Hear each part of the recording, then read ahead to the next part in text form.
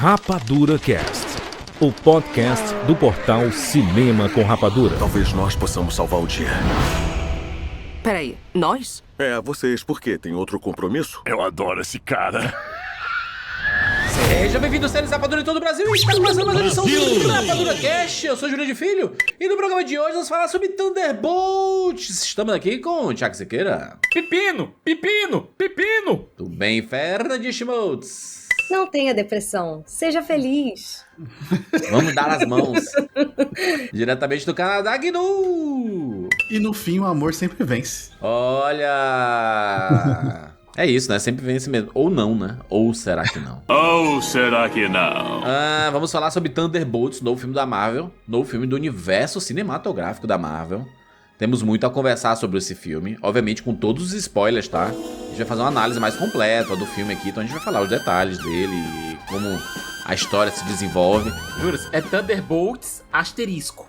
Thunderbolts asterisco, exatamente. É importantíssimo. Que foi revelado em 3 dias depois da estreia. A Marvel falou assim, não sei guardar segredo. Pra quem não estiver assistindo, estiver só nos escutando, imagine que meus olhos se reviraram e eu estou olhando o meu próprio cérebro, tá? A Marvel marvelizando, né? Porque ela tem feito isso com muita constância, né? Eu peguei um spoiler disso meia hora antes de entrar na sala do cinema. Ah, você tá brincando? Eu tava olhando o Instagram e aí eu vi o Instagram da Marvel mostrando o Sebastian Stan mudando cartaz Gente, da rua. Do filme, é. Sério, Marvel? Porra, você me dando uma dessa? Lembra não do filme As Marvels, que eles revelaram lá o Fera no final, que era a cena pós-crédito do filme, já revelaram logo no primeiro fim de semana. Tinha até no trailer, né? Gente, vamos falar aqui sobre Thunderbolts, né? Temos muito a conversar sobre esse filme. E você está convidado aqui a participar desse papo. Se você assistir aos trailers, o que eu posso dizer? Tem muita coisa já revelada ali. Talvez tudo que você esperava sobre o filme, talvez ele cumpriu. Mas ainda assim, existem ponderações que a gente pode fazer sobre ele, tá? Vamos falar sobre Thunderbolts agora aqui no Rapadura Cast. Eu sou Paulo Henrique, de Belém do Pará. E sejam bem-vindos ao mundo espetacular do cinema. James Bond. Live was live. You can't handle the truth, Johnny. I'll be back. And the Oscar goes to Rapadura Cast.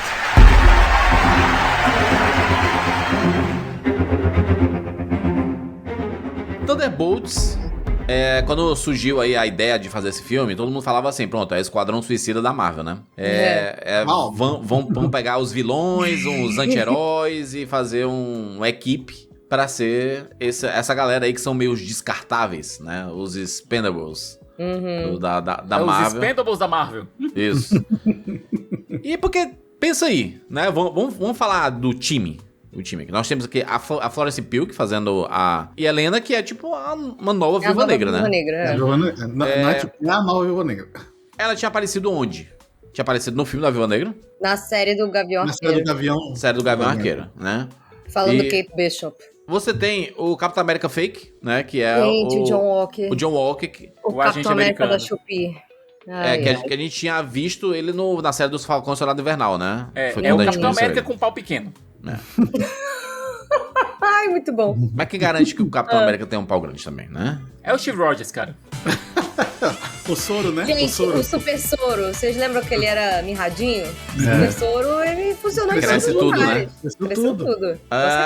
Você tem aqui o Sebastian Stan, né? Fazendo o Bucky, né? O Soldado Invernal.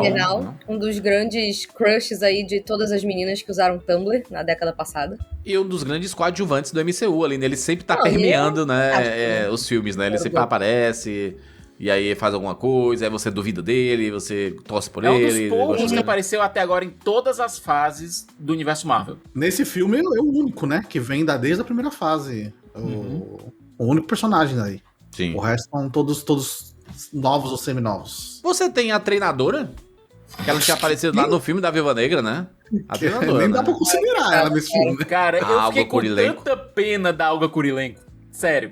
Eu fiquei com muita pena dela, cara. Ela tem uma fala no filme. Nós temos aqui o Guardião Vermelho, né? Do nosso querido David Harbour, que já apareceu também no Viúva Negra. Esse filme aqui é basicamente Viúva Negra 2, né? É uma continuação do que a gente viu ali. Um dos roteiristas é inclusive o mesmo. Você tem a Fantasma, que é vilã de Homem-Formiga e a Vespa, né? Uhum. Já aparecido lá. E, ironicamente, ela sumiu do MCU, né? Voltou ela só era agora, a única que eu nem lembrava de onde eu tinha visto. Porque é tanto filme, tanta coisa. E ela ficou sumida por tanto tempo que eu tava ontem na live que a gente tá fazendo, falando, gente... Ela tá no Homem-Formiga e a Vespa e nunca mais apareceu. Nunca mais apareceu. Curiosamente, a Hannah John Kamen, que faz a Fantasma, faz a Ava, a Fantasma, né? Ela participou de um episódio de Black Mirror com o Wyatt Russell e eles faziam um casal. Olha aí. Esse é o time principal dos Thunderbolts, né? Esse é inicialmente a equipe dos Thunderbolts, que inicialmente nem equipe são, né? Eles estão lá um pra matar o outro, vigiar o outro, pra fazer missões. Tudo isso comandada pela Valentina, né? Uhum. A Valentina, que já tinha aparecido em outros filmes e séries da Marvel, como sendo essa Nick Fury do mal, né? Que é essa pessoa que tá reunindo os vilões pra formar uma equipe, né? Em algum momento, né? A Julia Louis-Dreyfus, né? Juras, tem uma coisa muito bizarra no visual da Valentina nesse filme. Cara, existe uma pessoa chamada Tulsi Gabbard, que é a atual diretora da CIA, agora no governo Trump. As duas são idênticas. De visual? Será que foi de propósito? Mas ela já tinha aparecido antes, não? Mas eu acho que ela não tinha a mecha branca tão proeminente. Eles estão jurando eles deram uma que não foi de propósito. Dela. Eu acho que ela já tinha esse mesmo visual antes. Eles estão jurando que não foi de propósito. Foi perguntado diretamente. E jura que não foi de propósito, mas fica aí, né?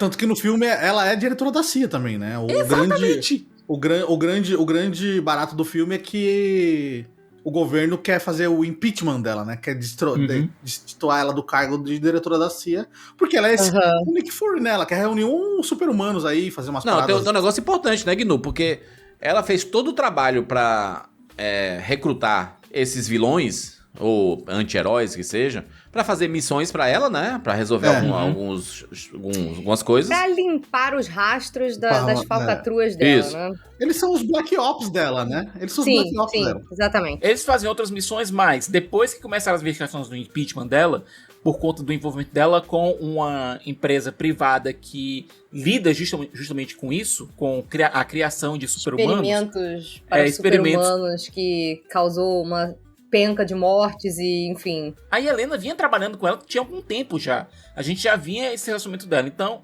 a gente via esse relacionamento dela com o John Walker lá no Falcão e o Soldado Invernal também. Então, já havia algum tempo que ela estava trabalhando com esses mercenários. Porque é o que eles são. Eles são mercenários. Eles são contratados para fazer esse serviço. É engraçado porque nos quadrinhos, os Thunderbolts surgiram também numa falta de Vingadores. Os Vingadores haviam sumido durante uma saga chamada Massacre. Curiosamente, o Massacre era uma fusão do Professor Xavier com o Magneto. Meu Deus do céu. Que... O Cicas falando do Massacre tá denunciando a idade, porque essa série é velha. Eu sei. Eu tenho até aquela em cima, mas não vou pegar, não. E esse chip aí de Magneto e Professor X é antigo já, né? Não, ele era literalmente uma fusão deles. Ele era uma fusão. Durante essa saga, os Vingadores morreram pra deter esse monstro. Na verdade, eles tinham ido pra um outro universo, uma coisa toda. Mas o fato é que o universo principal da Marvel estava sem Vingadores. E do nada apareceu uma equipe nova de super-heróis, que começou a querer tomar o lugar dos Vingadores nos holofotes. O líder dessa equipe, que se chamava de Cidadão V, era basicamente uma cópia do Capitão América. Só que tinha um detalhe: eles não eram super-heróis. Eles eram vilões que fizeram um rebranding deles. Eles mudaram os uniformes, colocaram outros trajes e tal, pra aproveitar a ausência dos Vingadores pra começar a fazer os golpes deles. E eram liderados por ninguém mais, ninguém menos que o nosso amigo, o Barão Zemo. O Zemo Baladinha. Quando o Thunderbolt foi anunciado, eu jurava que a gente ia ter o Daniel Brühl na equipe de alguma forma. Eu também pensava que ia ter. Achava. O Thunderbolts que a gente vê no filme, ele não é inspirado em nada do que a gente vê no quadrinho. Porque pra galera mais nova, que assistiu Capitão América Guerra Civil, e aí foi querer buscar a fonte no quadrinho, ainda entende, porque existe a outra formação dos Thunderbolts na época do Guerra Civil dos quadrinhos. Que eles são vilões mesmo, que tem um inibidor como se fosse uma coleira, literalmente uma coleira. Ele é realmente o É a mesma Esquadrão coisa do Suicida. Esquadrão Suicida, E vão para as missões. Então, tipo, tem essa versão que seria que a galera reconhecesse mais, mas a versão que eles fizeram agora no filme, tipo, é uma versão do MCU. Mas tem algumas coisas que eles puxam dos quadrinhos. Nessa versão que a gente tem dos Dark Avengers, dos Thunderbolts, que depois que o Norman Osborn dá um golpe e vira o chefão da SHIELD, que ele muda o nome, inclusive, de SHIELD pra Martelo, só porque ele pode. Ele tem uma relação com o Sentinela que é muito parecida com essa relação que a gente vê a Val tendo com o Sentinela, de manipular, de... Olha, você é o cara, você é foda, fica aqui do meu lado, a gente vai fazer grandes coisas juntos e tal, manipulando, se aproveitando dos problemas psicológicos do Sentinela, do Bob, pra puxar ele pro lado dele, manipulando de fato. Sim. Considerando o Norman Osborn nos quadrinhos, você vê que... Você sabe que aquilo ali é um maluco manipulando o outro. São dois malucos no hospício ali. Sim. Essa versão do Sentinela que a gente vê no cinema, eu acho que ela é mais aterrada em problemas psicológicos reais. Porque, me desculpa, tá parecendo aqui o Thiago da fase 1 do MCU, daqueles casts que a gente fazia lá na época da primeira fase, mas é porque esse filme realmente parece pra mim uma volta à primeira fase do MCU. E eu gosto muito disso. O Sentinela, ele tem uma origem muito diferente. Os quadrinhos, muito diferente mesmo. Ele é um personagem diferente nos quadrinhos. Só tem o mesmo nome, mas ele é um personagem completamente diferente. O Bob, né? Não o herói do Sentinela, o Bob. O visual do Sentinela, inclusive, é bem parecido. Mas a ideia do Sentinela é que ele era um herói que estava ali ainda na incepção do universo Marvel. Ele estava lá presente em tudo. Ele era amigo do Reed Richards, ele era amigo do Hulk.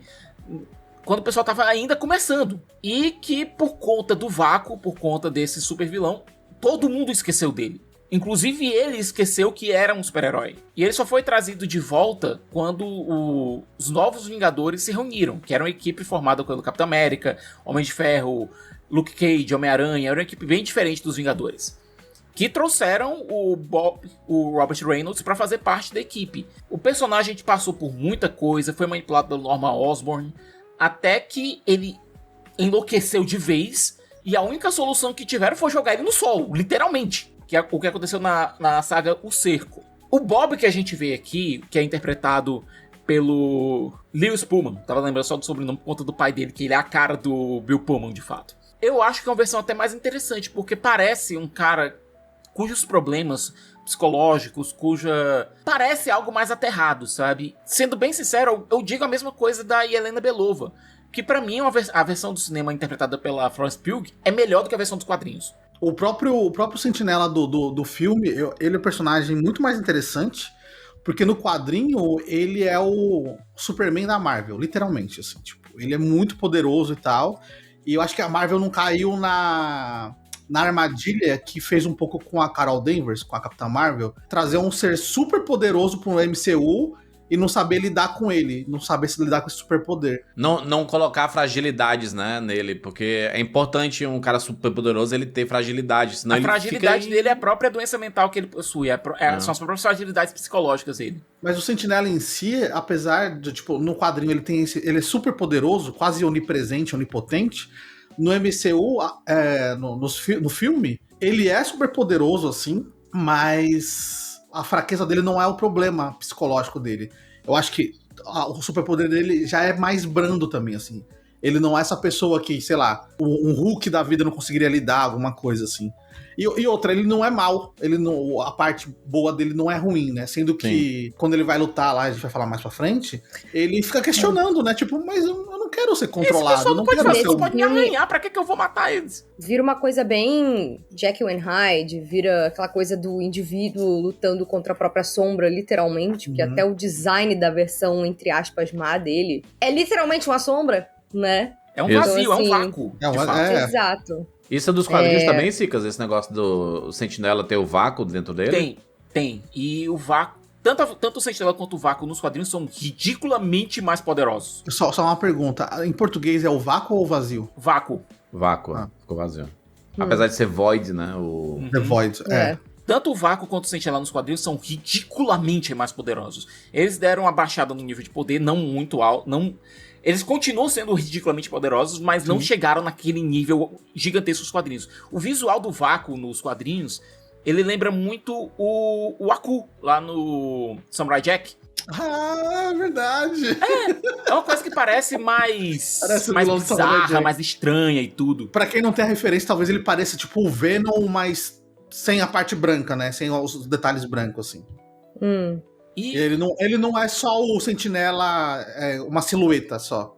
Mas aqui no filme existe a silhueta do Sentinela, só que ele tá todo escuro. Aí você vê no máximo o olho, só um brilho né? do olho, Não é nem o olho inteiro, é um brilho do olho. Eu acho que é uma questão de design que eles usaram no filme, justamente porque se ele é só uma silhueta, você perde um pouco da profundidade. Empatia, da profundidade, né? Então ter o brilho no olho ajuda você identificar um pouco de expressão ali e tudo mais e tal. Ele não é exatamente 2D, ele é como se fosse um vazio, um oco. É um nada na tela, um oco. Agora 3D. sim, tu falou que ele tipo, nos quadrinhos é muito poderoso. Cara, o Vácuo aqui é poderosíssimo demais, Ave Maria, né? A sombra dele...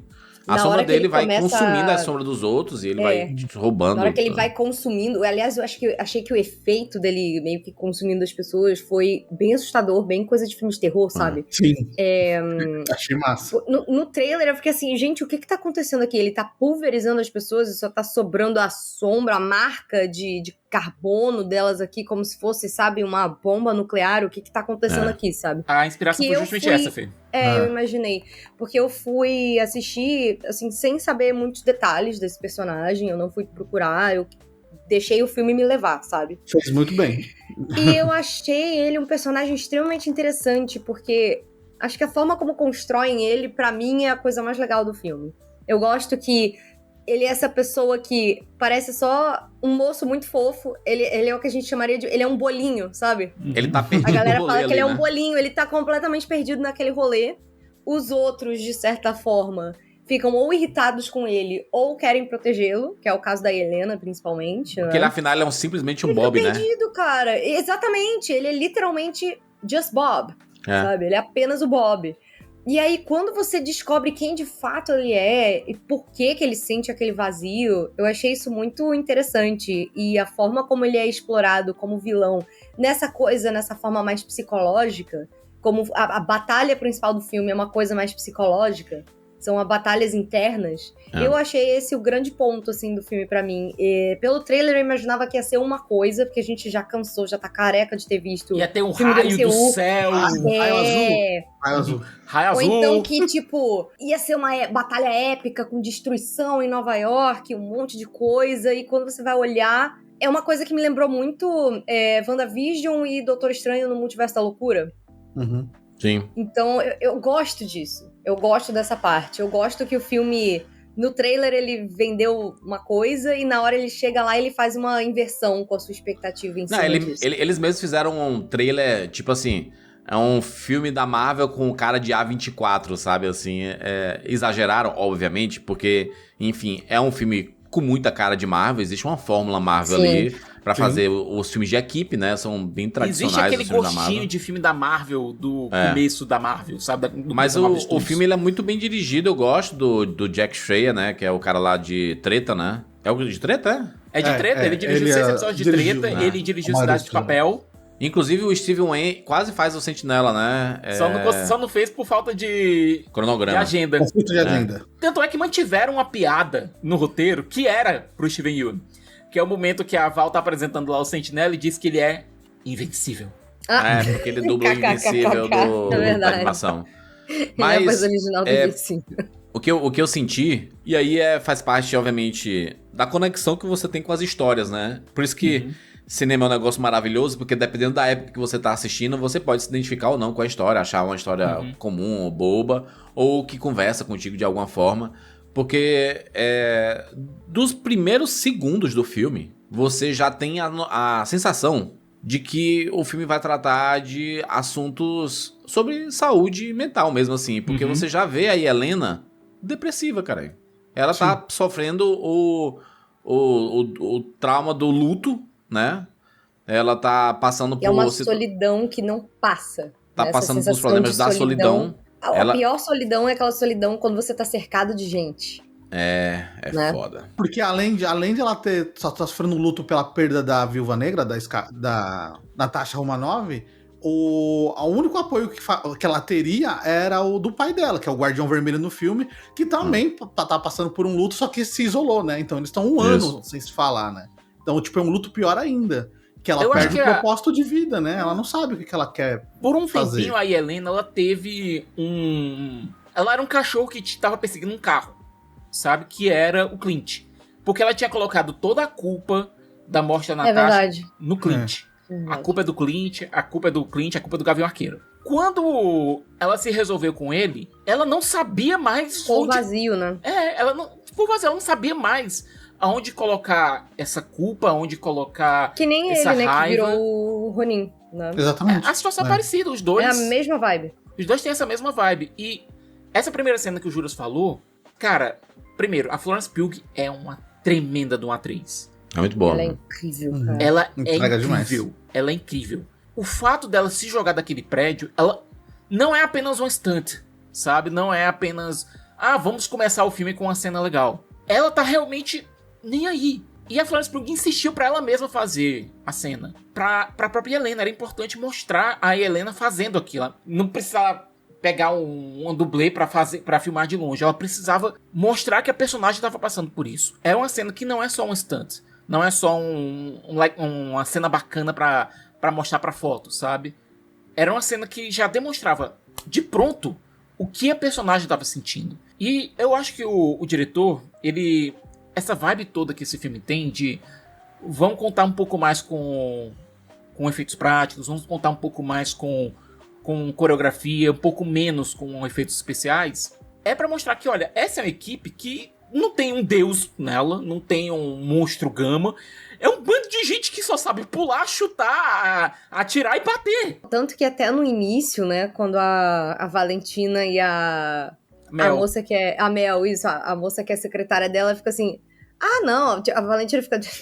Esses aí, não, eles vão se matar e tá tudo certo. Tipo, então... Mas parece que eles estão trabalhando juntos, ó. Ela... Como assim, sabe? É aquela junção que ninguém espera. Que é uma galera que... Cara, pra você ir virar mercenário de quem paga mais, você não vai trabalhar em grupo. Você vai estar sempre pensando em quando eu vou precisar atrair alguém. E aí eu acho que essa dinâmica de escape room deles no começo do filme é bem interessante também. E aí a gente vai vendo e vira engraçado, porque é um caçando o outro, que tá caçando o outro, que tá caçando o outro. A Valentina falou a mesma coisa pra todo mundo. E ofereceu, aí colocou um prêmiozinho, colocou uma cenourinha na frente deles, ó, tá aqui a recompensinha, vão lá. Ela quis fazer a limpeza dela, né? Tipo, as minhas pontas soltas são esses mercenários, vou fazer eles se matarem dentro de uma câmera que já vai matar um monte de prova Sem minha. sobrar, vai morrer. Já acabou tudo, já, né? Já resolvo tudo. 5 coelhos numa cajadada só. Que desgraçada essa E só morre a treinadora no fim das contas, né? A pobre da Olga Kurilenko lá apareceu. Cara, a Olga Kurilenko, ela é a terceira ou a quarta nos créditos finais, apareceu o nome dela. Ela tem uma fala, boa parte das cenas da treinadora foram feitas por dublê, e agora que eu vou falar qual é a minha teoria. Quando apareceu a treinadora, que é a filha do Dreykov, a Antônia Dreykov, muita gente odiou essa mudança na personagem. Porque nos quadrinhos é um homem que é o Tony Masters. Ele tem uma personalidade um pouco bem mais expansiva. Ele trabalhou muito com Deadpool. Apareceu em várias HQs durante o período do Reinado Sombrio, que é quando o Norman Osborn tava mandando e desmandando na Marvel. A relação dele com o Deadpool é bem bacana, sabe? São amigos e rivais, que eles geralmente concorrem pelos mesmos trabalhos. Eu acho que se livraram da personagem o mais rápido possível pra, caso o Ryan Reynolds queira, introduzir o Tony Masters Entendi. no próximo Deadpool. Ainda mais que o Deadpool ainda tá no outro universo, né? Então faria sentido ter o treinador. Esse é o treinador. Eu acho que eles se livraram o mais rápido possível da personagem. Eu não acho ruim de, tipo assim, terem matado uma personagem. Eu acho que seria bom terem usado essa personagem como arco dramático, né? Eles se reúnem como grupo. No roteiro. No metade do caminho, um do grupo morre. Mas ela ter morrido tão rápido, eu achei que ficou meio... A gente nem sentiu. Só quem sentiu a morte dela foi a Helena, que falou, olha, ela teve uma vida de merda, matou muita gente e morreu agora. Ela viu a morte da treinadora como esse aqui vai ser o final de todos nós. Agora, tem um detalhe que é o seguinte. No roteiro original, que foi escrito pelo roteirista de Viúva Negra, inclusive, a treinadora ela tinha uma importância maior. Ela tinha uma participação maior. E eu acho que é por isso também que o arco da Fantasma ficou meio prejudicado. Porque as duas iam ter uma relação mais próxima. Iam ter uma relação um pouco mais próxima. E a treinadora ia ainda ter uma coisa meio Dory. De vez em quando ela esquecia o que estava acontecendo. Por conta dos problemas de memória que ela tem. Então ela... Tava todo mundo conversando já, vamos fazer isso, isso, isso. Ela começava a atacar o John Walker do nada. Porque, eu preciso matar você. Ia ser uma coisa meio Dory. E na hora que chegaram, olha, essa história não tá funcionando, vamos cortar isso aqui do roteiro. Ou acaba que a própria Ava, né, a fantasma se prejudica um pouco, porque pra mim, todo mundo ali acaba tendo um background, né? Todo mundo toca no Sentinela, aí vai pro... ver seus medos interiores. O Buck mesmo não precisa, porque a gente já acompanhou tanto o Buck, a gente já sabe. Um negócio meio Wanda, né? Wanda quando aparece no Era de Ultron, que todo mundo vê seus piores pesadelos e tudo. Não, só que aqui as pessoas veem seus piores arrependimentos. É algo pior ainda. Com a Wanda você tem um vislumbre do futuro, né? Tipo assim, que pode acontecer, que vai acontecer. Com ele você fica preso no passado. O Guardião não tem isso, porque, é mostrado, né, que ele é um cara que Ele fala, né? Eu tenho saudade do tempo que eu era herói, que eu era glorioso, agora eu sou nada, né? Não tenho nada. E a Ghost ficou assim, tá. E a gente não sabe qual é o background dela, o que ela sofreu e tal. A gente viu lá no Homem-Formiga e a Vespa. Ela fala meio que brincando rapidamente, minha origem secreta é que eu tenho esse problema, eu preciso dessa roupa pra conseguir interagir com o mundo e é isso, eu tô presa aqui. E é isso, Aí então, a Helena ainda solta, quer discutir, passar dramático, é isso? Você quer comparar, Não, mas por conta de você retirar a história da treinadora, que ia se entrelaçar com a história da Ava, você prejudica a Ava. E, aliás, a Hannah John Kamen é uma tremenda de uma atriz. Eu achei que ela ficou... O grande problema do filme foi que desperdiçou ela. Ela combina com o grupo, mas não tem desenvolvimento, né? Ela tem um mau humor que combina com a galera. E tem um problema, Cicas. Esse é um filme que ele depende de outras coisas da Marvel, sabe? Porque senão você não vai saber quem é ninguém. Se você não tiver visto Viúva Negra, você perde o bonde andando. Se você não sabe o que tá rolando com o Bucky, você não sabe, porque se você não tiver visto Capitão América, Admirável Mundo Novo, se você tiver visto o Falcão e o Soldado Invernal... Eu acho que se você souber quem é o Bucky, quem é o Soldado Invernal, eu acho que você ainda consegue ir pro filme Mas você não entende como é que ele virou deputado, caramba, pelo amor de Deus, né? O Bucky... Não, até ele diz, ele é novato lá, tá tentando fazer um negócio novo e pronto. Ele tá tentando construir alguém, ele tá completamente desconfortável com esse papel, porque ele não sabe agir como... Agora, se você não viu Viúva Negra e nem Gavião Arqueiro, você se lascou, você né? Tá perdido. Gavião Arqueiro eu também acho que é pulável. Como a Helena é protagonista do filme, as informações que o filme te dá sobre ela se resolvem. Tanto que eles fazem um flashback, né, dela, né? Agora, o Walker, por exemplo. O Walker, ele pede um pouco de background do personagem. E, cara, o glow up que o Walker teve pra mim desde Falcão e Soldado Invernal pra esse filme, eu acho interessante porque no Falcão e Soldado Invernal era um babaca. Ele era um babaca e não tinha tanta profundidade assim. E matou a galera a sangue frio na frente de todo mundo, né? Aqui você vê, a esposa deixou ele tá na merda, ele continua tentando projetar essa imagem de eu sou o fodão pra todo mundo. Isso gera, inclusive, alguns momentos engraçados, né? Da Helena com a Ava, delas darem uma zoada nele, sabe? Que ele fala algumas coisas e elas estão assim... Elas fazem aquela piadinha de... Nossa, você é realmente a sua arma grandão, é tão grande. Né? A sua arma é tão grande, caramba, né? Elas ficam tipo, tá bom, vai. Não, e essa cena, aliás, parte dela foi improvisada. É uma coisa que você... Quando você joga bons atores pra trabalharem juntos... Eles e você deixa a galera né? trabalhar... É a mesma coisa que aconteceu no primeiro Homem de Ferro. Boa parte das tiradas do Tony Stark foram improvisadas pelo Downey Jr. Mas você percebe, Cicas, ali que ainda não deixa de ser um filme Marvel, né? Ele tem como objetivo o pessoal dar uma risada, né? Você brincar com situações, né? Tipo, eles escalando aquele fosso de elevador, cada um pendurado no outro. Tu lembra, assim. Tu sabe de onde veio essa cena, não sabe, Júlio? A nova onda do Imperador, né? Tiveram dois. Eles viram a nova onda do Imperador, pô. Não, tem dois filmes. Tem dois filmes que essa cena puxa. A Nova Onda do Imperador e o Toy Story 2. Aquela cena que o Buzz, o outro Buzz e os brinquedos estão lá no fosso do elevador. Sim. Aí o Buzz, verdade. eu vou voar! Aí cai todo mundo. Pronto. Eles puxaram de Toy Story 2 e puxaram a Nova Onda do Imperador. E pra mim a gag funciona. Porque é um exercício de confiança. É um empurrando o outro, só que ninguém confia um no outro ali. Como é que você consegue trazer que eles vão ter que ser uma equipe em algum momento? Eles vão ter que confiar um no outro. Há 5 minutos eles estavam todos tentando se matar. Exatamente. Mas é porque na Marvel é tudo muito rápido, né? Na Marvel tudo pode, então... Não, mas assim, eles mesmos não se confiam. Tanto é que a Fantasma diz, olha, só voltei pra ajudar vocês porque eu não tinha como sair daqui. Eu acho que eles quiseram criar uma dinâmica parecida, que é o com Bloodspot, não, do Idris Elba no Esquadrão Suicida. É o Sanguinário. O Sanguinário e o Pacificador, né? Que eles, toda hora eles estão se zoando, tentando se matar, mas acabam se ajudando. Só que no Esquadrão Suicida não deu muito certo. Aqui é meio que como o pessoal acaba se unindo pelas fragilidades.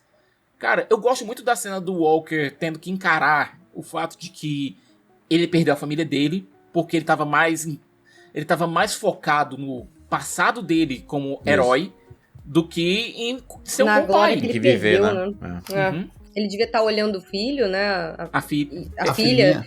E ele tava lendo um artigo de como que o John Walker estragou tudo. Estragou tudo. Exatamente. Mas isso é interessante também, porque não só é a visão dele perdendo a família porque ele não se desapega do passado, como é o sofrimento dele mesmo, né? Do tipo, é a coisa do perder o propósito. Todos eles perderam um propósito ali, né? Fora a Eva que não foi explorada.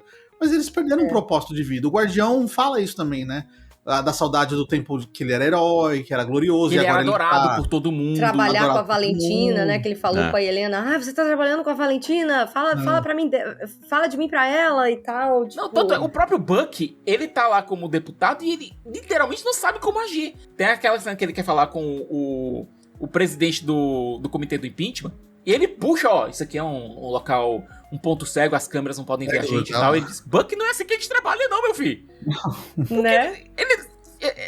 Ele não consegue se portar nas câmeras, ele não gosta de ficar lendo a papelada que mandam pra ele e tal. É muito bom a cena dele. Ai, maldita papelada. A boa cena dele é a cena Exterminador do Futuro dele, né? Quando ele chega lá de moto. Lavando... E ele vai ele tirando. Jura, se você lembra como essa cena for feita, você... Sabe aquele momento que estalhaça assim? Você... Agora, o momento Exterminador do Futuro é muito bom mesmo. É muito bom, mas... Cara, o pobre do dublê, que vai tentar fazer o Bucky lá, botaram um capacete nele e o capacete tinha um cabelão e meio que as cores a cor da pele do coitado do Sebastian Stan. Então era a coisa mais ridícula do mundo. E a galera se zoava tanto que o Wyatt Russell ele tirou uma foto do cara lá do dublê lá com o capacete e mandou pro Sebastian Stan. Olha aqui tu, cara. E você nota que existe uma boa relação entre eles, que os atores se dão bem. Dá pra notar isso. Quando você tem essas cenas improvisadas, o pessoal conseguindo se zoar dentro do set, eu acho que a coisa flui melhor. Especialmente num filme que depende muito do pessoal ter alguma química. Principalmente no MCU, que é uma coisa que você sabe que não vai ser uma vez só, sabe? E você vai ficar trabalhando com a sua pessoa por 5, 6 galera por anos e anos. Não, eu fiquei com a sensação de que eu não esperava que eles fossem ter uma química tão boa. Eu gostei da química deles, sabe? Dos Thunderbolts. Até a brincadeira com o nome Thunderbolt, sabe? A origem que vem lá da escolinha. Que eles colocaram, era do futebol, de futebol que escolinha que nunca venceu nada.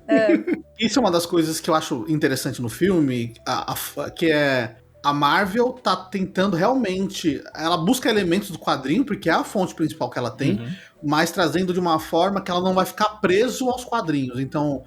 A origem do nome Thunderbolts é diferente, pra mim é uma sacada muito boa, que é tipo, é Thunderbolts porque era o time de futebol dela que não ganhava nada, e é isso. Tipo, não é Thunderbolts... eles são os ferrados que não ganham nada. Que a Helena foi lá e, em vez de trazer os Vingadores, ela criou os Thunderbolts. Não, a gente especulava muitas coisas do próprio Thunderbolt Ross, né? O Harrison Ford, que tava confirmado no filme e foi tirado, né? Não, ele nunca foi confirmado. Ele nunca foi confirmado. Não, quando ele antes mesmo de começar a filmar o Capitão América Admirável Mundo Novo, a ideia era colocar ele no Admirável Mundo Novo e no Thunderbolts. Ambos os filmes passaram por diversas revisões de roteiro e mudanças. E aí ele caiu do Thunderbolts e ficou só no...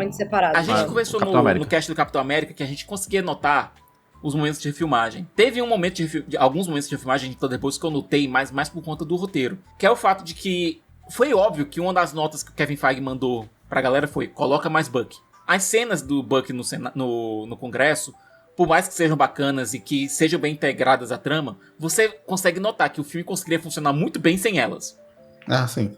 Então, eu acho que teve uma anotação dizendo: bota mais Bucky aí. Bucky é o mais querido por todo mundo. A Helena também é bem foda, assim, mas... Sim.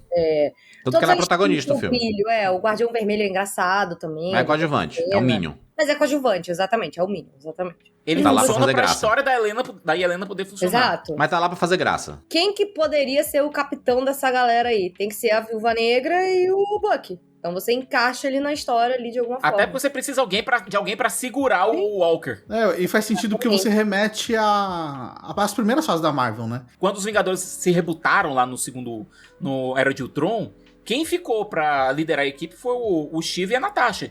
Então o Bucky e a Helena estão fazendo esse papel aqui. Faz uma alusão muito clara. Perfeito, disso. faz total sentido. Né? Sentido lógico até, né? No negócio. Na cena pós-crédito a gente vê que eles são realmente os líderes da galera. São eles que estão cuidando da parte tática, são eles que estão cuidando da parte burocrática, etc, etc. Agora eu vou dizer o seguinte, o Sentinela, quando ele é apresentado, aquela roupa ridícula dele, eu acho estranho pra caralho aquela roupa ali. A amarela? Pintaram até o louro dele. Exato, eu olhei pro John, o John olhou pra mim e falei assim: caraca, é o Capitão Pátria, né? Homelander. É 100% aquele visual de Capitão Pátria, que é assim, a gente vai pintar esse cara como nosso salvador, mas ele tem poderes de Deus e ele vai dar uma surtada. Só que ele não é um babacão igual o Homelander, ele não é um escroto, ele é só perdido. Coitado, que tem muito poder pro seu próprio bem. Eu fico pensando assim, se a minha depressão, se a minha mente tivesse superpoderes, a gente tava todo mundo fudido também. É isso, agora ele luta... dar superpoderes pra quem tá ferrado.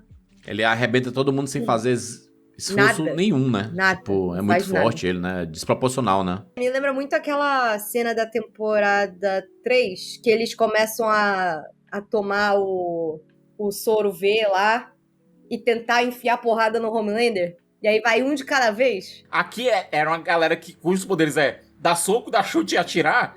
Cara, a ideia era ficar ridícula. Exatamente. Mas a ideia era essa. Ela ficou ridícula de propósito. Exato. Mas a gente fala tanto de Esquadrão Suicida que até a forma de controlar o Sentinela é parecido com o que a Amanda Waller tem, né? Que ela tem um... meio que queima o circuito dele. Kill switch.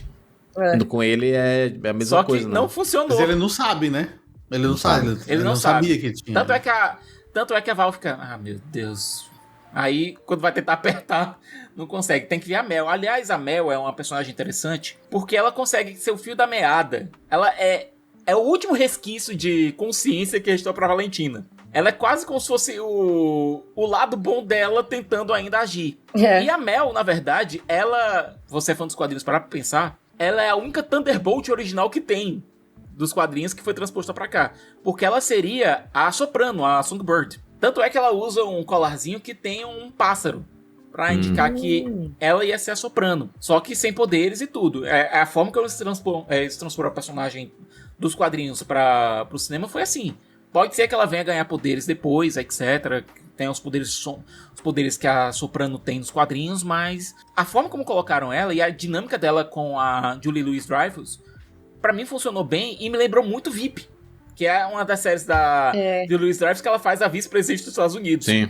Que ela sempre tá envolvida nessas falcatruas, nessas merdas, e sempre tem que ter a equipe dela tentando ajudar. Agora, eu gostei deles estarem na Torre dos Vingadores, né? Uhum. Ela comprou, né? Ela comprou as Torres dos Vingadores. Cara, ela tá tentando muito, ela tá querendo muito. Aqui aconteceu tanta coisa, aí você lembra, tipo, do Hulk batendo o Loki no primeiro Vingadores no lá. chão, Trouxe algumas lembranças interessantes. Aliás, esse filme, ele tinha esse objetivo de resgatar um pouco o fã perdido da Marvel. Eu sei que é muito difícil fazer isso, sabe? É muito difícil. E você precisa estar com muita disposição pra você embarcar. Mas eu vi que quem tá vendo de boinha... meio que se embarcou, sabe? Fui na estreia, né? Na quinta-feira, que foi feriado do Dia do Trabalho. Tava cheio o cinema. Tinha tempos que eu não via um filme assim da Marvel realmente cheio. E o pessoal reagiu? A galera riu pra caramba. Pois é. A galera riu pra caramba, porque é aquilo, é fudido e meio, né? Porque o humor desse filme é engraçado, é muito bom por causa disso, porque é um humor autodepreciativo de uns com os outros e deles com eles mesmos também. Sim. Então a dinâmica ficou legal por causa disso. E o que eu gosto também quando tá um momento do vácuo, e aí você consegue ver um pouco da história de cada um, e você vê aí a Helena transitando entre as histórias, né? E é muito absurdo, tipo, o trauma dela, né? De ver a Natasha se transformando em outra pessoa, né? Em outra... Não, na verdade, ela mesma se transformou em outra pessoa. Exatamente. Porque o trauma da Helena é brabo, porque... Imagina você ser criada naquelas condições da Sala Vermelha. A gente viu a Natasha falando muito, ela teve alguns flashbacks. Inclusive, a gente viu um desses flashbacks lá no Era de Ultron, que a gente já citou aqui. Mas no caso da Helena, a gente vê que um dos testes que ela teve que passar foi trair uma amiga, uma outra criança, pra levar pra ser morta no meio da neve. Ser esquecida lá no meio do nada. Isso tá incrustado nela, né? Como um grande trauma, né? Sim. E ela começar a trabalhar isso, e você começar a perceber que o Bob... né, o Sentinela, e no caso o Vácuo, né, ele também tem um trauma muito grande, né, a família é totalmente abusiva com ele, principalmente o pai, né, sendo muito abusivo com ele. O pai batendo na mãe o tempo todo e ele tentando ajudar e sem poder fazer nada. E aí é quando o filme ele embarca numa temática que faz muita gente se reconhecer ali, né, que é o fato de você passar por situações traumáticas e você não falar nada pra ninguém. Você acaba sendo consumido pelos seus traumas, pelos seus problemas. E aí dá a importância. Basicamente a Marvel falando assim, só faltou falar assim, façam terapia, sabe? Assim, busquem ajuda. Porque o que aconteceu com ele foi isso, né? Ele acabou sendo consumido pelos traumas, passou a não confiar mais em ninguém. Passou a se entupir de droga. Tem uma cena muito boa também da Helena, quando ela vai passando pelas coisas dela. Eu acho que a terceira cena, a primeira é essa que ela tem que trair a amiga, aí a segunda é quem monta a arma mais rápido e as outras levam chicotada na mão, e a terceira é uma que ela tá encostada numa banheira com uma garrafa na mão, completamente apagada. E aí toda vez que ela tenta ir se acordar, se sacudir e falar, se mexe aí, ela é atacada por ela mesma. Sim. Então a essa outra briga versão interna... dela torna a garrafa na boca dela. A beber, exatamente. Então é isso, muitas vezes você tá... Não é à toa que aquele ditado diz que o seu pior inimigo é você mesmo. Seja nos seus comportamentos autodestrutivos, seja na sua incapacidade de reagir diante das situações. E é muito difícil, porque às vezes você quer reagir, mas você não consegue. O seu próprio sistema nervoso tá tentando te defender, te proteger de alguma coisa. Nem que seja, tipo assim, te proteger do fracasso. Então você nem tenta, você não consegue, você procrastina, você se prostra, sabe? Muitas vezes, é por isso que as pessoas acho que não entendem, por isso que a minha frase de abertura é tipo, não tenha depressão, seja feliz. Porque não é simples assim, você não pode um dia acordar e falar, quer saber? Eu acho que eu cansei de depressão, eu vou tentar ser feliz mesmo, sabe? Não funciona assim. É aquele negócio, ninguém sabe como é que tá a mente do palhaço, né? Exatamente. Porque... Quem faz o palhaço rir, né? O que eu sinto ali é que essa parte final, e ela aparenta ser muito clichê, né? Porque a gente já viu isso algumas vezes, que é o poder da união, né? Do abraço, não sei o quê. O próprio Divertidamente 2 termina dessa mesma forma, né? Termina dessa forma. Eu até comentei, né, que tipo assim, o Thunderbolts é o Divertidamente 3. Ele vai nessa mesma temática. Até o final do Bob, que eles botam uma cadeirinha pra ele, com um livrinho pra ele ler. Parece o final da ansiedade.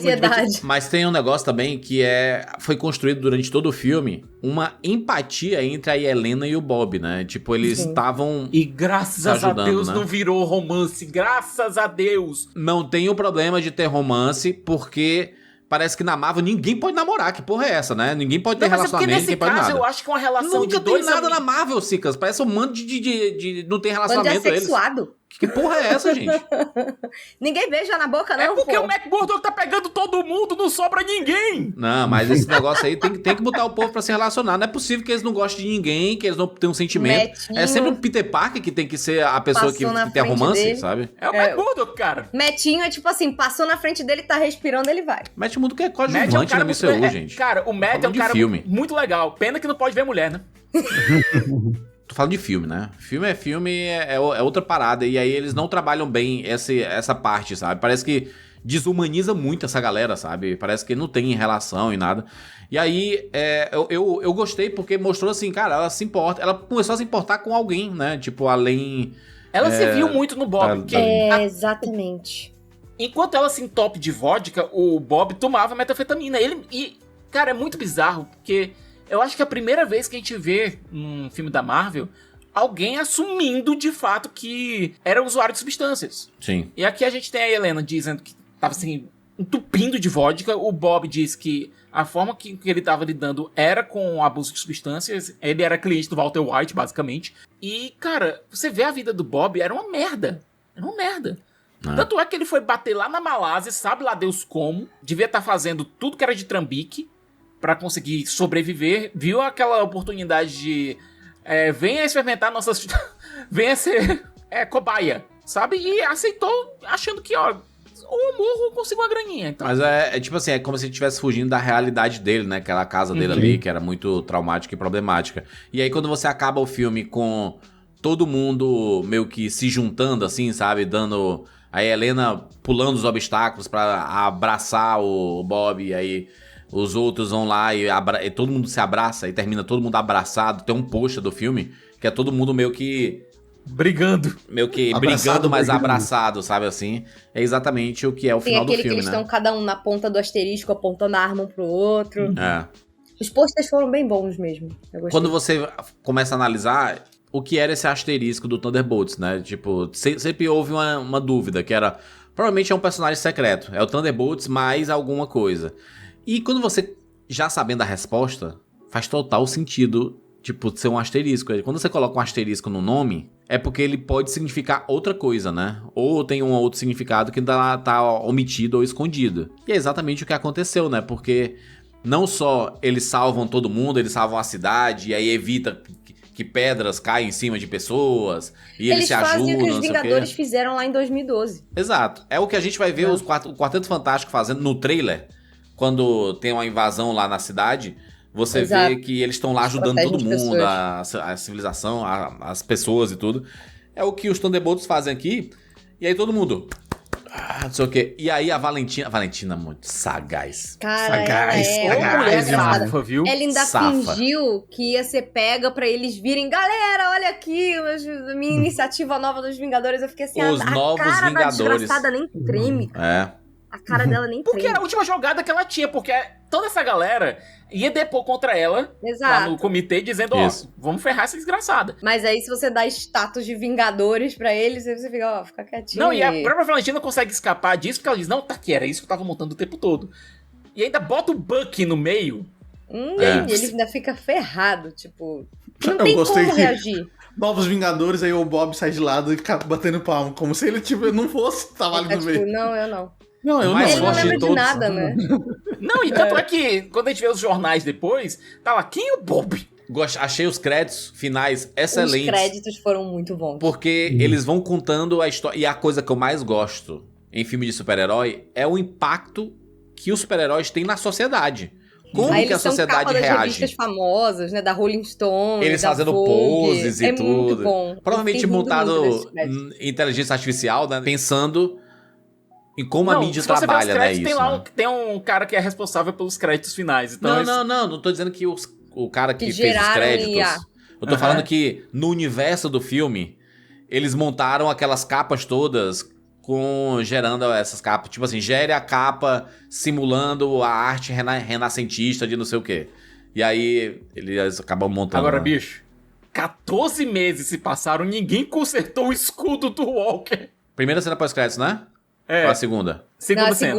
segunda. A primeira é a da caixinha primeira de cereal. dos A cereais. primeira é da caixa de cereal. Cara, David eu amo Harbour. tanto ele, cara. O David Harbour, ele é Em peak comedy. Em herói da busca caixa por de cereal. reconhecimento, né? Comediante. Agora, a segunda cena pós-créditos, ela é mais a cara do que o MCU estabelece, né? Que Avengers, com Z. É, porque eles têm essa dúvida, né? E eles ainda falam assim, caraca, a gente não pode usar novos Vingadores porque o Sam Wilson pediu os direitos de nome, é só sabe? juntar Não, mas o o Sam governo- Wilson lá com a gente, É. tá tudo certo. Ele tá querendo Não, mas montar mais O gente. Buck tentou. Tanto ele disse que eu fui lá falar com o Sam e não... Era um monte de vilão, Ele não- gente. O Sam Wilson, como é que o cara vai se juntar com essa galera? Pelo amor de Deus. O Sam tá juntando a equipe dele própria. E nos quadrinhos, o Gnu sabe bem disso, não é raro a gente ter 2 equipes de Vingadores e as 2 equipes, às vezes, não se darem bem. Mas o que ficou claro que vai acontecer é que, pronto, eles são os novos Vingadores, eles estão lá com os uniformes, estão lá na torre de vigilância, né, e acompanhando as coisas, etc. E aí, esse negócio, isso chama atenção porque é uma cena pós-créditos que não tem a cara do que foi filmado no filme. Então, provavelmente feito por outras pessoas, né? Não, isso provavelmente não foi feita por outras pessoas. Lembra do primeiro Capitão América, primeiro Vingador, né? Joe Johnston. A cena pós-crédito já foi feita por outra pessoa, né? Não, acho que era o Joss Whedon, né? A cena pós-crédito, na verdade, é uma cena de Vingadores que é dirigida pelo Joss Whedon. Aqui, o que é que eles fizeram? A cena pós-crédito ela foi dirigida pelos irmãos Russo. Foi a primeira vez que eles dirigiram alguma coisa pra Marvel desde Ultimato. Aqui, o que é que eles fizeram? Chamaram os irmãos Russo pra dirigir a cena pós-créditos. O roteiro é já da galera de Vingadores. A cena foi filmada 4 semanas antes da estreia do filme. Gente... Ou seja, foi tudo feito em cima da hora. Tanto é que os personagens estão com novos visuais. Eles colocaram aqueles 14 meses depois, justamente pra dizer, olha, é por isso que pra tá não todo ter que mundo... mudar o visual de todo mundo. Isso, tá todo mundo já com o visual que vai aparecer no filme. Você vê que o tom das piadas, o roteiro já é bem diferente. Você reconhece os personagens, você reconhece a voz dos personagens, mas você nota que a escrita é diferente, que o ritmo que eles entregam as coisas é diferente. Também explica, 14 meses passaram e eles já desenvolveram a dinâmica própria entre eles. E já leva direto pra o que vai ser Vingadores. Com a chegada do Quarteto Fantástico lá no universo 616. Esse final deve ser provavelmente o final do próprio filme do Quarteto Fantástico, né? Que são eles saindo a terra do Quarteto Fantástico vai pro saco, cara. Isso tá muito óbvio já há muito tempo. O que eu tava vendo de teoria é justamente que na realidade deles o Galactus vence e eles têm que fugir de lá. E aí tem essa cena da nave, né? A gente vai ter essa equipe dos nossos Vingadores que já tá toda confirmada no filme. A gente vai ter o Quarteto Fantástico, já tá todo confirmado no filme. A gente vai ter os X-Men, que estão basicamente todos confirmados no filme. Os X-Men da Fox. E a gente vai ter a equipe do Sam. Então, você vai ter 4 equipes, basicamente, com agendas diferentes. Como você vai lidar com essa ruma de personagens? Porque o que é que aconteceu no Guerra Infinita? Eles conseguiram colocar um núcleo principal, alguns personagens tinham mais destaque que os outros, mas pra chegar no Ultimato, no Endgame, eles escolheram os personagens que iam... um grupo específico de personagens que iam ser os protagonistas daquela história. Foi uma construção bem feita. Eu espero que eles consigam fazer isso aqui, que a gente tem no primeiro momento essa ruma de personagens, mas que quando a gente vai chegar na trama, pra resolução da trama, a gente afunile e tenha um grupo seleto de protagonistas que vão ter os seus destaques. Que provavelmente vai ser o Quarteto Fantástico. Eles vão ter um filme de destaque logo antes do Doomsday, e fora os outros personagens que a gente já conhece aqui, Thunderbolts e o Capitão América, nitidamente o Quarteto Fantástico vai ser a equipe que vai fazer a resolução do Doomsday, porque eles vão liderar as coisas, o MCU daqui pra frente, né? É a equipe mais forte que eles têm pra liderar, porque os próprios X-Men, depois do Doomsday, já que eles vão usar os da Fox, vai ter uma eliminação desses X-Men, pra eles apresentarem novos personagens. E aí vão ter que começar do zero de novo os X-Men. Estabelecidos ali serão o Quarteto Fantástico, tipo no MCU. Tenho quase certeza que o que a gente vai ter no final de Guerras Secretas vai ser uma terra única, que vai ser uma fusão dessas terras que a gente vai ver sendo eliminadas. Vai ser basicamente a crise nas 20 terras da Marvel aqui. E a Marvel vai conseguir fazer uma versão de cinema de crise antes da DC. É bizarro isso, mas enfim.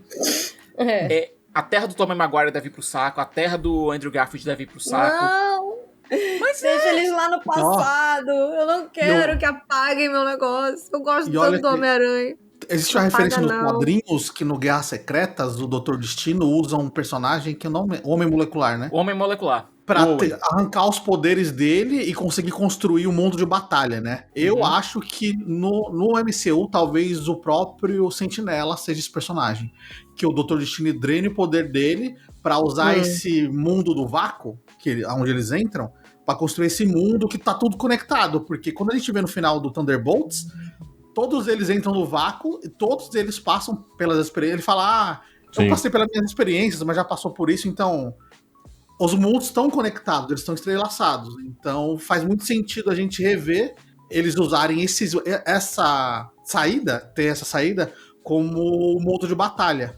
Porque é basicamente os universos colidindo, né? Como se os universos estivessem abertos e colados um no outro, né? Agora, Gnu, eles conseguiram dar mais importância pro filme do Thunderbolts do que do próprio Capitão América, né? Porque é curioso isso, né? Isso é meio triste, Eu acho isso meio triste. É curioso porque, assim, o Capitão América, como sofreu muita refilmagem, a gente consegue sentir isso quando a gente vê o filme, né? Que ele é retalhado, que ele tem problema. E no Thunderbolts, por mais que tenha mudado o roteiro ou tenha tido algumas refilmagens, eu acho que a condução dele, o ritmo dele é muito mais consistente, né? É muito mais coeso. Então ele tem um começo, meio e fim, você entende quem é quem, ele sai do ponto A pro ponto B, não é uma coisa grandiosa, o Capitão América tenta ser muito grande, né? Essa global, essa coisa... E Capitão América, vamos puxar coisa de Eternos, vamos puxar coisa do Incrível Hulk, vamos fazer... Cara, virou um negócio totalmente desconjuntado, que tinha coisa a ser dita, você tinha uma história que poderia ser contada sobre o Sam, e eles esvaziam, porque boa parte do que podia ser contado de uma história relevante do Sam Wilson tinha sido aproveitado no Falcão e Soldado Invernal.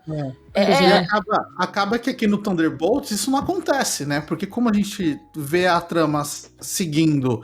Literalmente, ele sai do ponto A pro ponto B, eles se conhecem, ela vai tendo um ritmo muito bom, né? Você tem riscos pessoais dentro da história, você entende qual é a motivação dos personagens, você entende o porquê os personagens estão ali, você entende por que os personagens estão se juntando, você entende.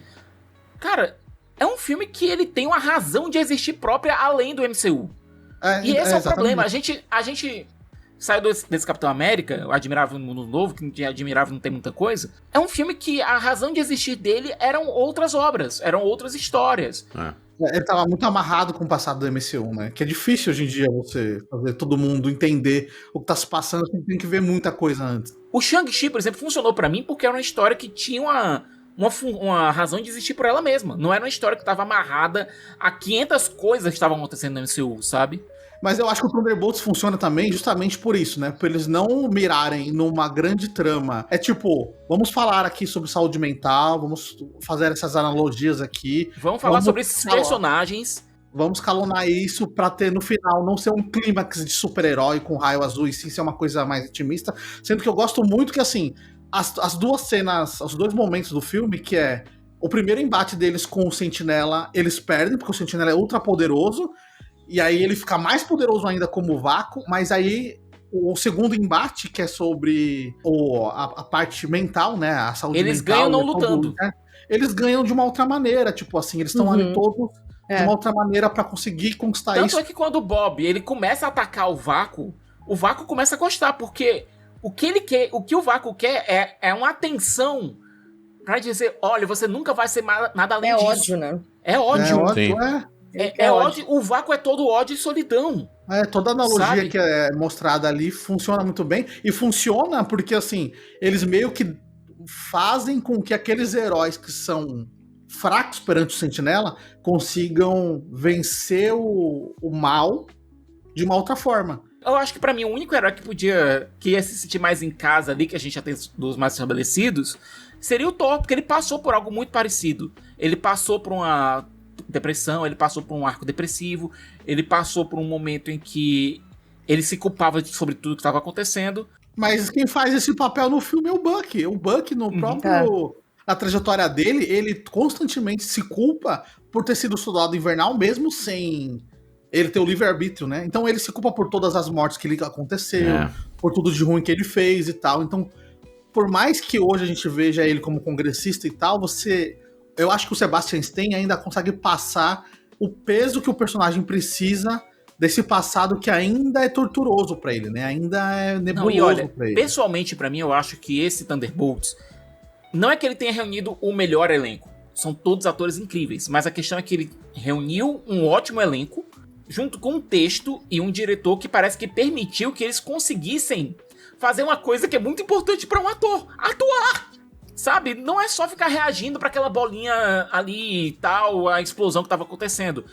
É um filme que deu oportunidade pra que esse grupo de atores tivesse um texto que valesse a pena, sabe?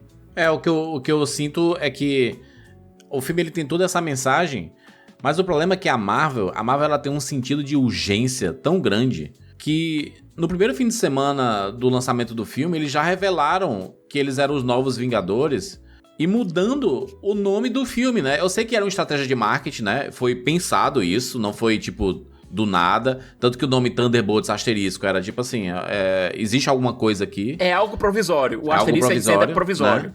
E aí, no primeiro fim de semana, a gente viu lá o Sebastian Stan trocando o pôster do Thunderbolts que tava na parada de ônibus pelos Novos Vingadores. A gente viu os atores puxando lá o papelzinho pra mostrar que eles são... O nome do filme, na verdade, são os Novos Vingadores. E aí, é uma forma até deles tentarem atrair as pessoas pra ver o filme. Como assim Novos Vingadores? Mas né? eu acho que fazer isso tão rápido assim, mas que soa desespero, não soa uma estratégia. Tinha que ter demorado umas 2 semaninhas, uns 2, 3 semaninhas. Porque a maneira, a surpresa do filme, né? A surpresa quando a gente vê a Valentina falando assim, e esse aqui são os Novos Vingadores e tudo, aí você, caraca, os Novos Vingadores? O Kevin Feige, ele recebeu uma ordem do Bob Iger. A gente precisa de Vingadores. Você lê um HQ dos Vingadores, não é você ler uma Guerra Secreta, não é você ler uma mega saga, sabe? Às vezes você lê um HQ dos Vingadores, é ver a interação dos personagens, é você entender por que esses personagens estão agindo desse jeito. Às vezes você tem uma história mais slice of life. Pra mim, por exemplo, o melhor momento de A Era de Ultron é no começo, quando a gente vê os Vingadores, sabe, em casa, conversando, eles trocando ideia, tomando uma lá, sabe? Pra mim isso é interessante, ver como esses personagens interagem uns com os outros. Não ver como, meu Deus, a mega ameaça está vindo, precisamos reagir. E é uma pena pra mim que os filmes dos Vingadores, e é algo que aconteceu desde Guerra Infinita, por mais que eu goste de Guerra Infinita e de Ultimato, eles tenham se resumido a serem os filmes de mega saga. A graça da Marvel sempre foi você ver a interação dessa galera. É ver como essas personalidades tão diferentes, elas esbarram uma na outra, sabe? Pra trabalhar juntas, como elas lidam com o dia a dia mesmo, né? E Thunderbolts é o primeiro filme da Marvel em muito tempo que pra mim entrega isso. Até mesmo você vê no Deadpool e Wolverine o Wade e o Logan enchendo o saco um do outro. É divertido. É tão ou mais divertido que ver eles esfaqueando um ao outro naquela batalha de perna longa. Vamos aqui pras notas? Notas para Thunderbolts. Eu vou dizer que eu me surpreendi. Os últimos trailers já estavam me dizendo que acho que seria um filme legal, assim, sabe? Eu acho que eu ia gostar. E no fim eu acabei gostando, assim, acabei me divertindo. Acho que é um filme bem descompromissado. Ele desenvolve esses personagens, a interação deles. Gostei do final. Sim, senti um gostinho, sabe de quê? De MCU, do fase 1, fase 2 ali, sabe? Cara, as coisas estão se encaminhando novamente, sabe? É um filme que faz sentido para o universo, porque muitas vezes no MCU, se o filme é médio e ele não faz sentido pro universo, você fala assim, meu Deus, pra que existiu esse filme? Se é um filme bom e ele não faz tanto sentido pro universo, pelo menos o filme é bom, né? E esse filme, pelo menos, ele é um filme bom e faz sentido pro universo, então é um combo aí do MCU. Então eu gostei, com ressalvas para algumas coisas, alguns desenvolvimentos e alguns desperdícios também. No filme eu dou nota 8,5 pra ele. 8,5 de 10 pra Thunderbolts. Siqueira. Voto com o relator 8,5, eu gostei bem do filme. Tinha muita gente me chamando de maluco por eu dizer que Thunderbolts era o filme que eu tava mais esperando na Marvel esse ano. Eu já sabia que tava vindo uma coisa diferente. Tem uma série da DC chamada Patrulha do Destino, que tá disponível no Max, que pra mim tem essa mesma pegada, sabe? De um bando de desajustados, só que, como é na DC, o pessoal consegue fazer uma coisa bem maluca mesmo, sabe? E é bem surtado. Pra mim, me lembrou muito Patrulha do Destino. É um bando de gente desajustada que, cara, ao invés de a gente ser desajustado sozinho, vamos tentar pelo menos ser desajustados juntos, que pelo menos a gente consegue ajudar um ao outro. E às vezes é isso, sabe? São personagens que eles estão batalhando pra reconhecer os próprios problemas. É um filme que pra mim é despretensioso. E, cara, volta pra primeira fase da Marvel. A gente tinha filmes que funcionavam porque não achavam que era a coisa mais importante do universo. Tentavam apenas contar uma história legal. Eles não tinham um grau de alta importância gigantesca, sabe? Eles não se levavam extremamente a sério. Eles não achavam que iam ser o filme que ia mudar a história do cinema. Às vezes é só você fazer um bom filme e deixar o tempo julgar, sabe? E aqui a gente tem um filme que ele consegue, na mesma pegada, citar Kierkegaard e citar família da pesada. O Buck brigando com o frango lá é o Peter Griffin brigando com o frango. Sabe? É isso. Pra mim 8,5, Cicas. 8,5. Muito bem. Binu. Eu sempre sou por último. Não, então vai. Então, Fernanda. Me pegou desprevenido. Caraca, o Guido parece professor quando você tá lá meio distraído. Ô, fulano, opa. Eu achei que vocês iam dar notas mais altas, porque eu cheguei a comentar antes da gente começar a gravar que eu achei que eu, daqui do grupo, tinha sido a pessoa que tinha ficado, menos empolgada com o filme, mas eu tinha planejado dar 8,5 mesmo. Que doideira, cara. Então, eu acho que os momentos de comédia, eles funcionam bem. Eu gosto da interação dos personagens, assim, boa parte do filme. Eu sinto que eles exploram bem essa parte da briga interna. Eu gosto do terceiro ato do filme. Acho que visualmente ele me lembrou bastante o Doutor Estranho no Multiverso da Loucura, o WandaVision. Eu gosto quando a Marvel se permite entrar nessas coisas menos realistas mesmo, sabe? Em vez de ser só uma batalha de porradinha, você entrar numa batalha mental, tipo, Dormammu, eu vim barganhar, sabe?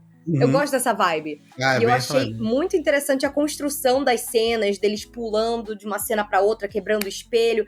Parecia um pesadelo, sabe? A única coisa que eu sinto que faltou um pouco pra mim foi eu me importar um pouco mais com esses personagens, assim. Eu acho que, eu não sei, tem muitos momentos que eles ficam, que como piada funciona, tipo, vamos brigar pra ver quem tem o pior passado, vamos brigar, então, porque eu passei por isso. Eu sinto que, como é um filme que fala muito de depressão, fala sobre você estar sem propósito na sua vida, eu senti um pouco de falta, talvez, de ver um pouco mais disso.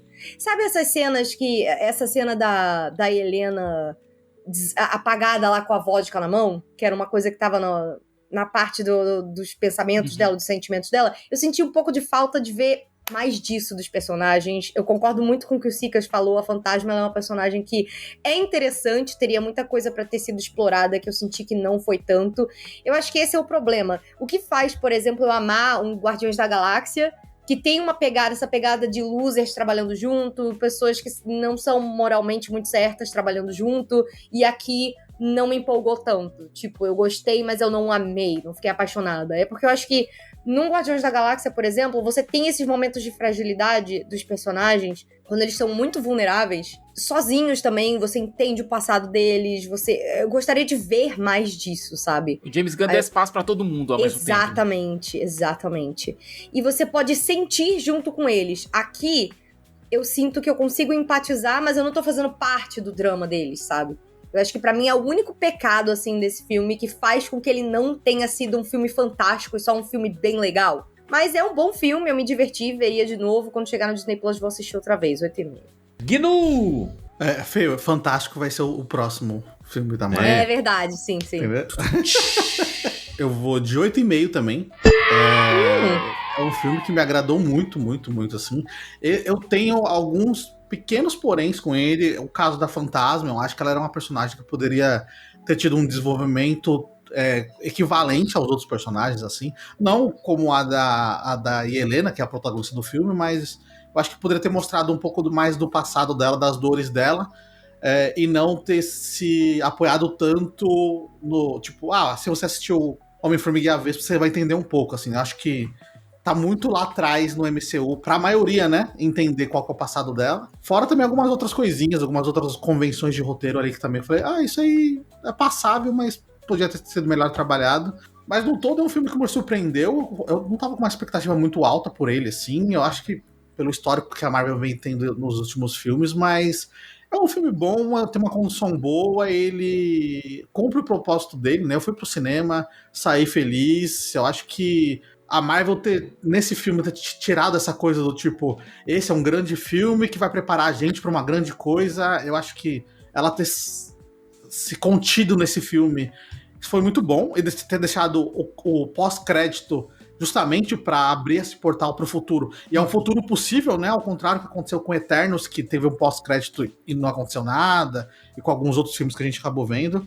Então eu acho que esse filme acaba sendo um respiro, acaba sendo aquela luz no fim do túnel, mostrando que a Marvel ainda talvez tenha alguma lenha pra queimar ainda, que ela ainda consiga fazer alguma coisa interessante pras próximas fases. Então, eu acho que um 8,5 é um bom filme. Eu também, quando sair no Disney Plus, eu quero rever. Eu super curti, assim. Pra mim foi um ótimo filme. Muito bem, muito bem. Falamos aí sobre Thunderbolts. O que é que você achou, falamos hein? sobre Novos Vingadores. Os Novos Vingadores, exatamente. Deixa aí seu comentário no Spotify, no YouTube. Fica à vontade pra participar. O que é que você achou do filme? Gostou? É um filme que você tava esperando? Você foi surpreendido? Você não gostou? Achou um filme médio? Achou um filme bem a cara da Marvel, assim, dos últimos tempos? Coloca nos comentários sua opinião, porque é muito valiosa para nós. E é isso. Nos encontramos na próxima semana. Tchau!